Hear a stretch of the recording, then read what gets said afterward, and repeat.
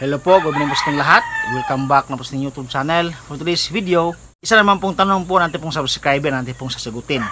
Ang kanya pong tanong ay, dumating na ba daw sa bansa yung mga vaccination ng ASF or African Swine Fever vaccination?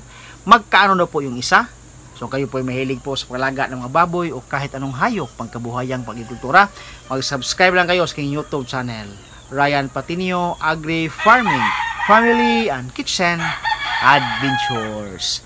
So ngayong umaga po mga kaibigan, ang ating pong pag-uusapan yung tungkol naman po sa ASF vaccination or African Swine Fever ng mga bakuna kung nandito na po sa bansa po mga kaibigan.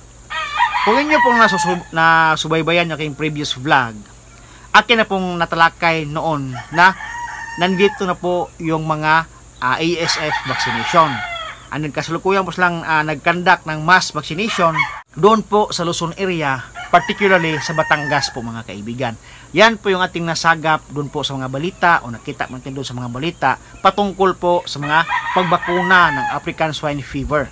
Ang kanya pong inuuna ay yung lugar talaga na pinaka-apektado ng mga ASF na cases. Sa ngayon po mga kaibigan, sila po ay nasa Batangas. Hindi pa natin alam kung saang lugar po yung kailan pong susunod po na pupuntahan para po sa mass vaccination. Po para sa akin, mas maganda talaga na buong Pilipinas mula Luzon, Visayas, dito sa amin o sa Mindanao, lahat po ay karoon ng benepisyo o lahat po ay mabakunahan ng mga baboy, lalo po sa ating mga babuyan.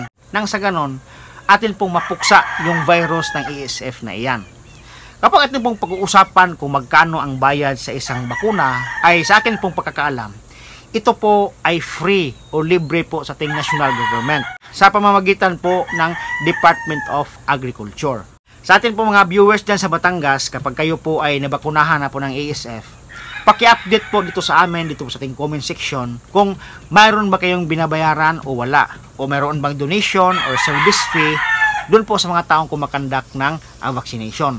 Pero sa gamot talaga, kung mayroon ba talagang bayad or any na amount, ay dapat to i-comment po sa ating comment section para po malaman po natin pong subscriber kung may bayad ba o wala o talagang libre ba yung vaccination na yan para po sa lahat ng mga hog raiser po dito po sa Pilipinas. Kasi para sa akin, yung vaccination na yan ay pinaka-importante talaga para po atin na pong mapuksa, malabanan yung ASF na yan kasi marami na pong mga hog raiser ang tinamaan, marami na pong mga hog raiser ang nalugi dahil po sa sakit na iyan.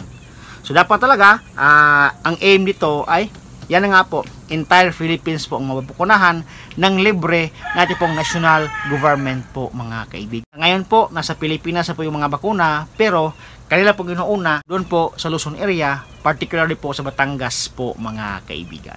So yan po ating vlog ngayon. Sana naman po ako nakapagbigay sa inyo ng konting kaalaman po tungkol po doon po sa mga vaccination o bakuna ng ASF po mga kaibigan. Hanggang dito lang po at maraming salamat po sa inyong panonood. Happy farming po mga kaibigan. See you next time. Bye bye.